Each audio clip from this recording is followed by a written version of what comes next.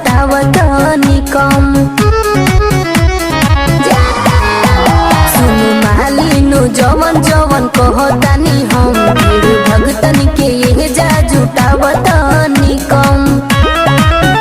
रह बची के बचा के दर्शन दूर से करा के रहो सावधान संगे जागे। की करिया टीका माई के कहते मलिनिया नजरिया ना लागे। की करिया टीका माई के कहते मलिनिया नजरिया ना लागे।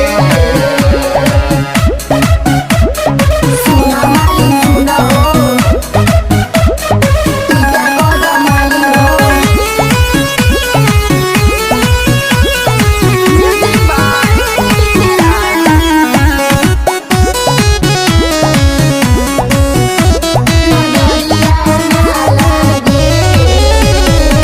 माइके दुवरिया आठो पहरिया बैठल रह हर घरिया या गोरिया कोर पंडाल के।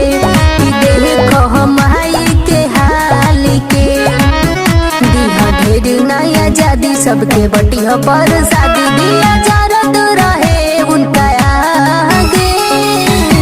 की करिया टीका माई के कह दे मलिनिया नजरिया ना लागे।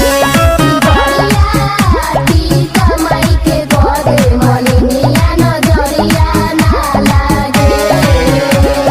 जय हो मैया जय हो मैया जय हो मैया जय हो वाली जय हो मैया जय हो मैया जय हो मैया जोता वाली।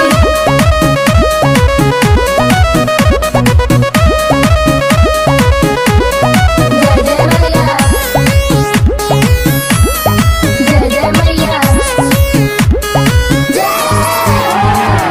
सजल दरबार में लागल कतार में भक्त खड़ा बपी के राज। ये माई नयनमा खोलना, किया आशीष देह के भोलना। कंचन राज भजन गावे गा के तोह के सुनावे। दे दो दर्शन कुछ न मांगे। की करिया